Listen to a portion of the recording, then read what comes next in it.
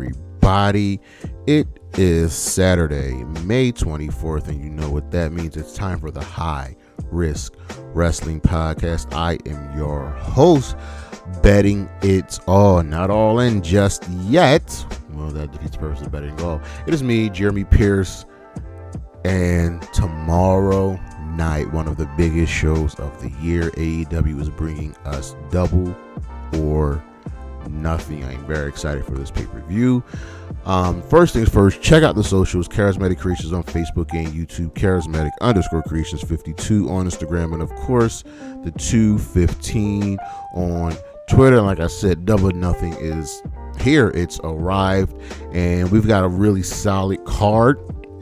You know how we do these things. We're going to preview the matches, how we got to where we got, make our predictions, and, you know, get ready. But for now, you know what's next, so just go on and hit my music.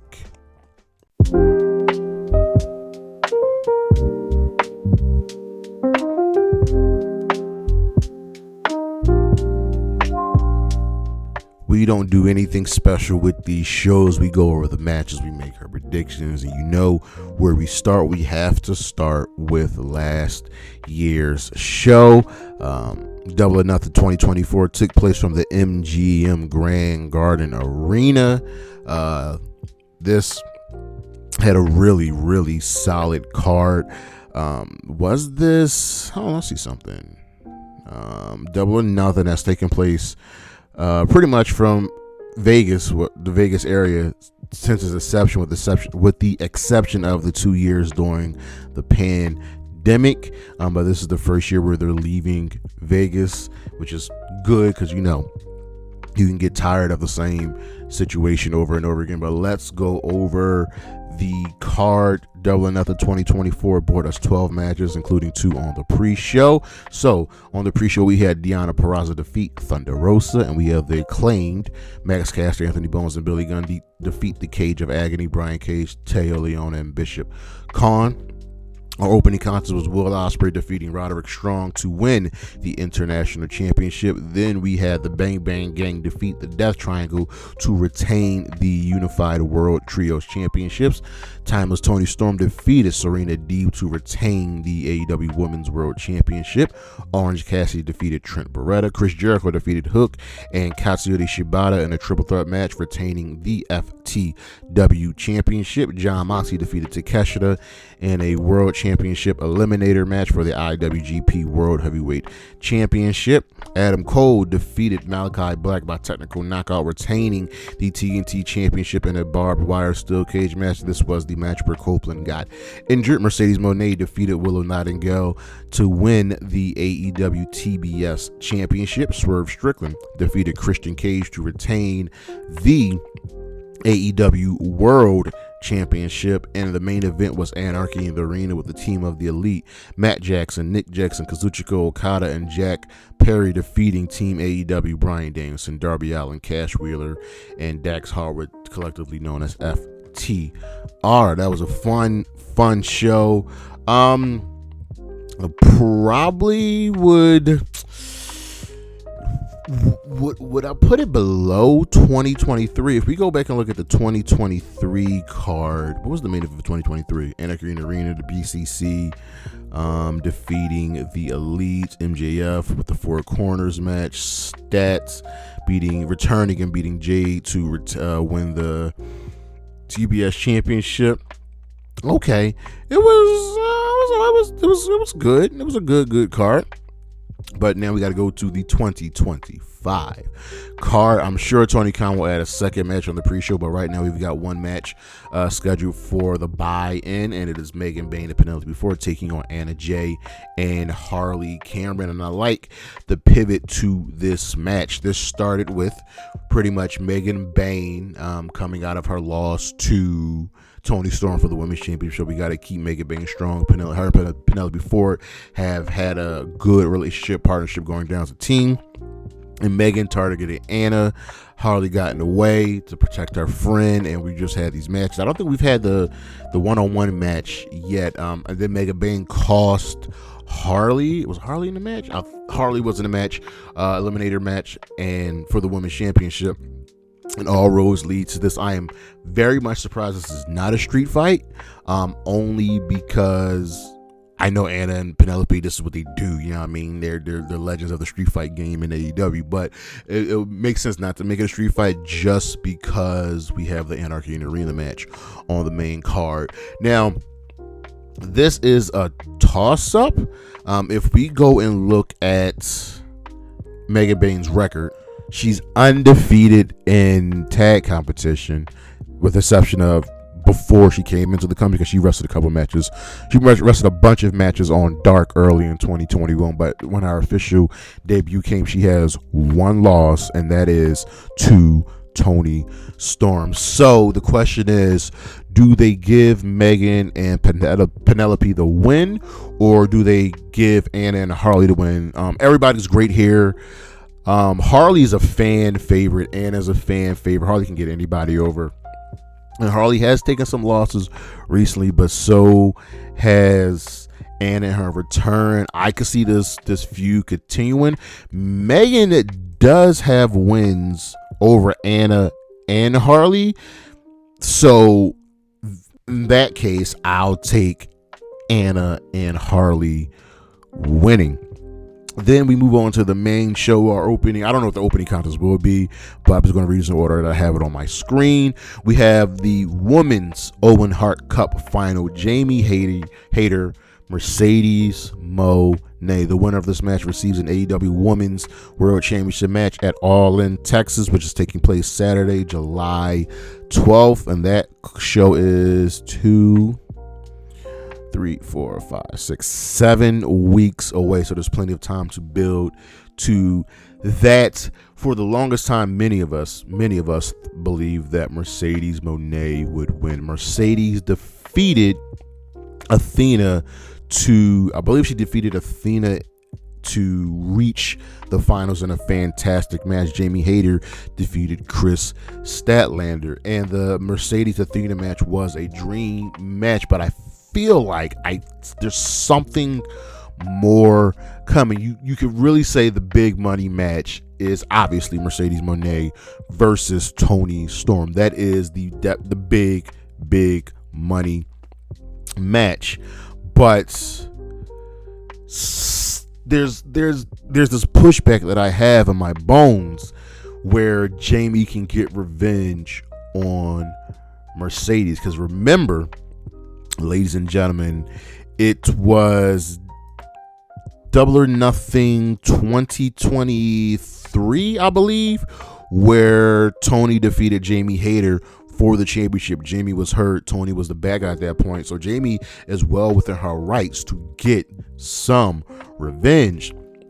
So the toss up here is, well, do you go with the big money match between Mercedes and Toni, or do you have Jamie get revenge? This is going to be a fantastic affair, and the wild card here is Athena.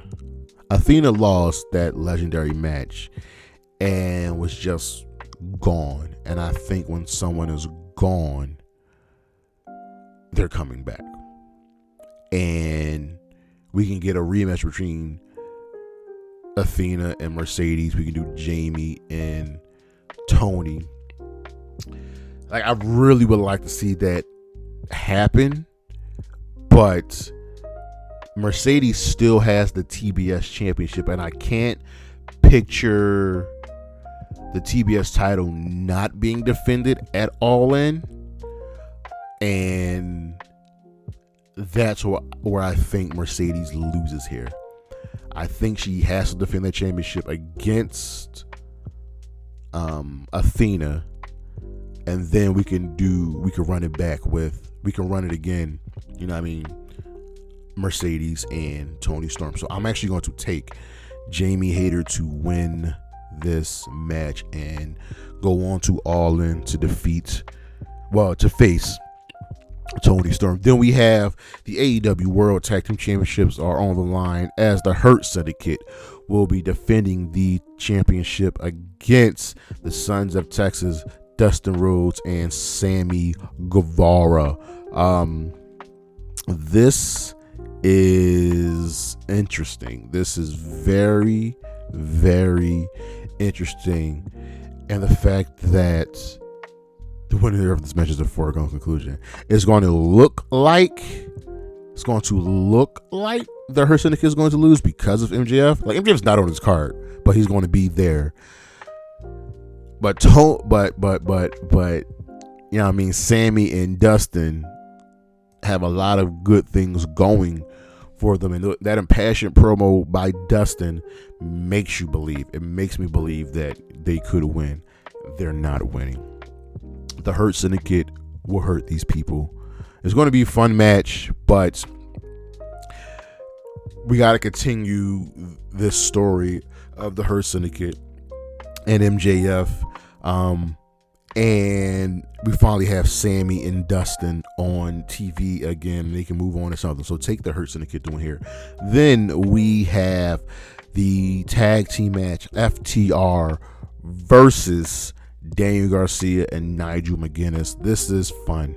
This is going to be fun. The heel turn by FTR has been absolutely beautiful after taking out Copeland, who I don't know if he's coming back or not, but they needed challengers. They needed a fight, and it's very, very fitting and poetic that they can get two technical guys in Daniel Garcia and Nigel McGuinness to give them a fantastic match. Out of all the tag matches that are happening on the show, this might be the best one, just because of the skilled individuals here. They have been egging on Toni Schiavone, and Nigel has stepped up for his broadcast partner, and it's always good to see Nigel McGuinness get back in the ring. So that's what we look forward to the most. You have to give FTR the win here in this match. It's okay for Daniel to lose. It's okay for Nigel to lose. They can always get the W back, but FTR's got to win here to solidify this, so we can build them up to another tag team match, another tag team shot. I like them to win here. I think it's going to be a really entertaining match. It's just going to be really, really good to see Nigel McGuinness back in the ring again. Then we have Mark Briscoe versus Ricochet in the most random match on the card, a stretcher match. What? Why? Okay, it's here. It's happening. It's essentially happening because Mark is just tired of Ricochet's shit. You know what I mean? Ricochet's been absolutely fantastic since coming to AEW. Do not let anyone tell you differently, okay? And Mark's always a fan favorite. Ricochet has been just an amazing heel, and this is a match that's a toss-up. You know what I mean? That is going to be fun. There will probably be a few people involved. Someone to help Mark, someone to help Ricochet. Mark came in to help out Zach Gowen. So this is where we're at. And Ricochet needs this W. Mark is a guy who's untouchable. He can lose matches and always be over and get his wins back. We got to build a Ricochet to something, whether that's a Continental Championship, whether that's a TNT Championship, whether that's the International Championship. I like Ricochet to win here. Someone's going to be bleeding their own blood, but take Ricochet to win this match. You're going to think Mark's going to win, but it's not happening. Then we have the Continental Championship. Kazuchika Okada defending against Speedball Mike Bailey, and this stems from everything that's going down in the Death Riders Team AEW feud. Speedball has friends in that match, and he backs up those people, and Okada has part of the elite, and they're in that match. So during this, after the end of the steel cage match, Speedball was the one to fight away Okada. So, you know what I mean? Okada's like, all right, listen up. I want you. I'm going to get you. We're going to have this match. And any match with Speedball goes against a top tier competitor like Okada will be a dream match. It's going to be absolutely fantastic. This is just a way to get Okada on the card, get Speedball on the card for both of them to have just a really, really good match.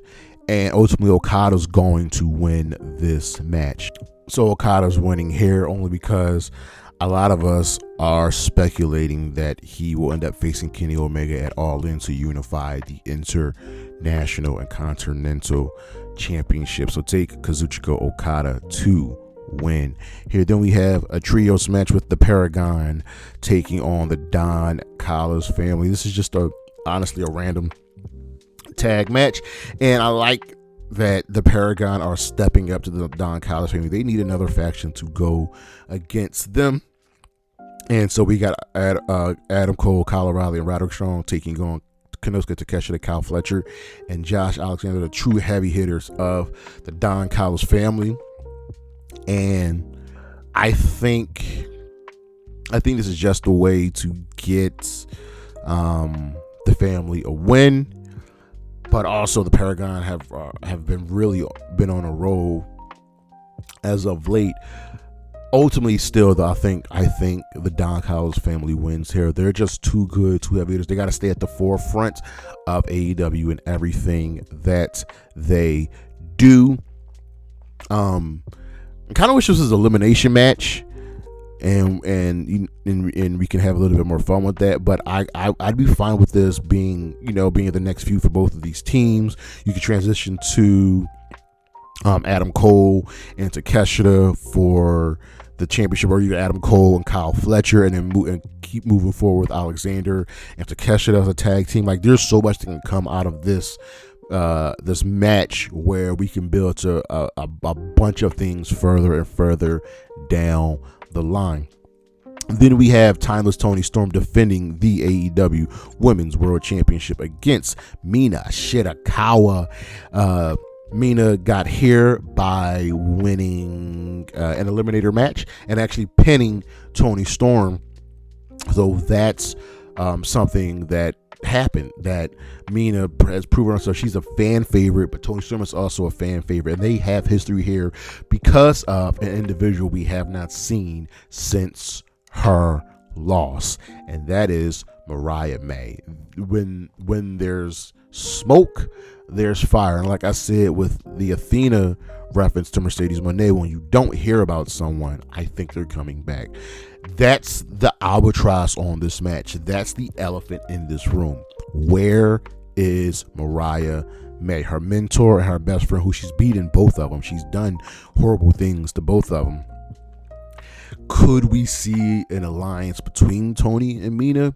Like, I truly believe, I think Mariah May's coming back for this match. And I think she's going to cost Mina the match.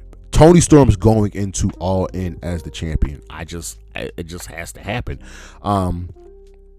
Toni has been on a roll. She's a breath of fresh air. Mina Shirakawa is a super fan favorite, and the division has been built up beautifully. There's so many great and talented women in this division, and Toni knows what to expect from Mina. Toni and Mina also have history going back to their days in Stardom. Mina has held championships in Stardom. She is a former Wonder of Stardom champion. She's a former Artist of Stardom champion, whereas Toni Storm, during her time in Stardom, she is a former where is it at? World of Stardom champion, which is their top championship over there in Stardom. So there's history there of them holding gold, but I think Toni's definitely winning here, so she can go on to face the winner of the Owen at All. And then we have the Anarchy in the Arena match. I thought this match would be the main event. I wish it was the main event so we can make history, but we have the team of the Death Riders, Mox, Claudio, Marina, Shafir, and Wheeler Yuta, teaming up with the Young Bucks to take on Kenny Omega, Swerve Strickland, Willow Nightingale, and the Opps, Joe, Hobbs, and Shibata. This is the biggest Anarchy in the Arena match. This is the fifth?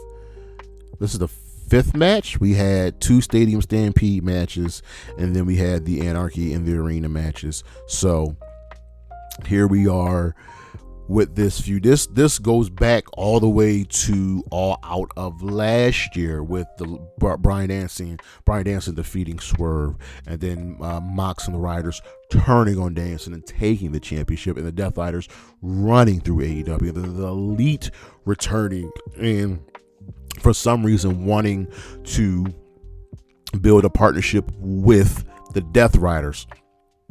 So that is something really, really strong, really, really, conducive to what we have here. And then everybody on the face side has beef with someone on the opposite side. Omega, the Elite turned on him. Him and Mox have history. Swerve got cheated out of championship out of Mox. Willow's been the equalizer for Marina Shafir, who's helped Mox a bunch. And the Opps took the Trios championships from the Death Riders. And Joe just got screwed out of a championship. And Shibata got injured by the Death Rider, so there's so much bad blood here. I'm expecting Willow to be probably the superstar of this match. She's going to get beat down. This match is going to have blood. I'm expecting her to beat up some of the men. This is going to be fun. And the thing is, there's also one other piece of information, another wild card besides Gabe Kidd, and that is Chris Statlander. As we saw in Collision, she stood on the stage and watched Willow and Chris get into it. If Chris has been trying to make amends with Willow, why would you not go help her? Now remember, Willow accused Chris of possibly maybe joining the Death Riders, maybe wanting to see her get hurt, and Chris didn't like that. That's going to play a part in this match. Will Chris help Willow? Will Chris maybe get involved with the Death Riders and ultimately join them? That I am very, very curious about. Will this continue the kind of downfall we think of for the Death Riders? And remember, Gabe Kidd is going to be a part of this match. He's just not going to show up and cause havoc like he's done these last couple weeks and not be this match. Gabe Kidd is going to be here, which means I think Hook's going to be here to equalize Gabe Kidd, because whatever happens in this match is going to move forward with All In. We're going to get a bunch of really good stuff coming out of this match. So I believe Mox is losing at All In. So do you give the Death Riders one more win? And remember, Okada's not in this match, and his biggest rival Omega is in this match. So there are so many moving parts. This is going to be booking nightmare, but also Anarchy the Arena matches are always fun. They're entertaining. They're battles. They just really get the people going. So who's winning here? With 7 people on both sides, something's got to give, and you got to say, well, who is the weak link? Everybody's going to point to Wheeler Yuta. I don't think it's going to be Wheeler Yuta. Just like everybody thought Jack Perry was the weak link in the Elite, and it wasn't. There was no weak link. Jack Perry got the W last year. The weak link is probably Swerve, and I hate saying that because he wants the championship and Joe wants the championship, and they got to be remembered. Swerve is the one that defeated Joe for the championship. I'm actually going to go with the Death Riders to win this match. I think it's imperative that they win this match so we can get ready for their ultimate downfall and we'll move forward to the second half of the year for AEW. And lastly, the main event, the men's Owen Hart Cup final. Hangman Adam Page, Will Ospreay, winner of this match, gets a world championship match at All In. And this is a toss-up. Now, originally, right, I would have said that I don't think Ospreay's winning because I think Ospreay's going to get the championship once All In returns to London next year. And like they've said, this is not about Hangman's redemption. This is about Ospreay's ascension.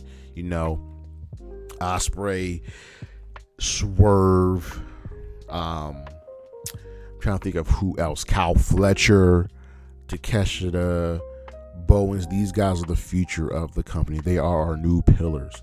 And you ask yourself the question, is it too early to crown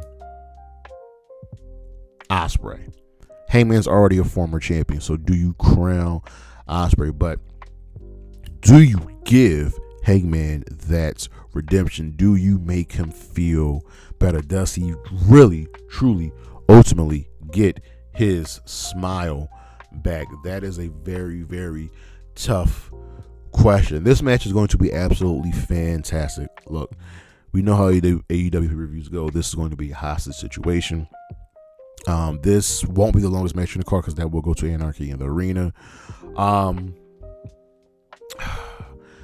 The question, the thought is, who do you see defeating Mox for the championship? For the longest time, we thought it was going to be Darby Allin, but man's on top of Mount Everest.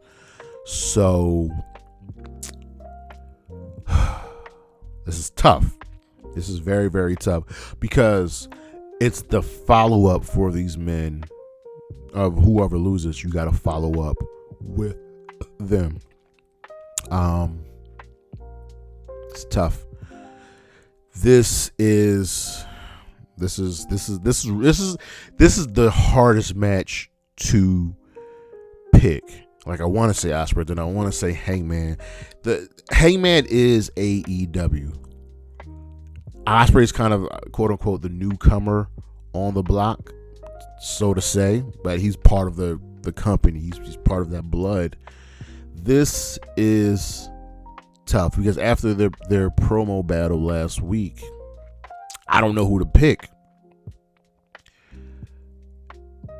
It's about who's defeating Mox and what will it truly mean. And I think it means more for Hangman. So I'm going to take Hangman Adam Page to defeat Ospreay and win the Owen. I'm not super confident in that, but it's what I came down to.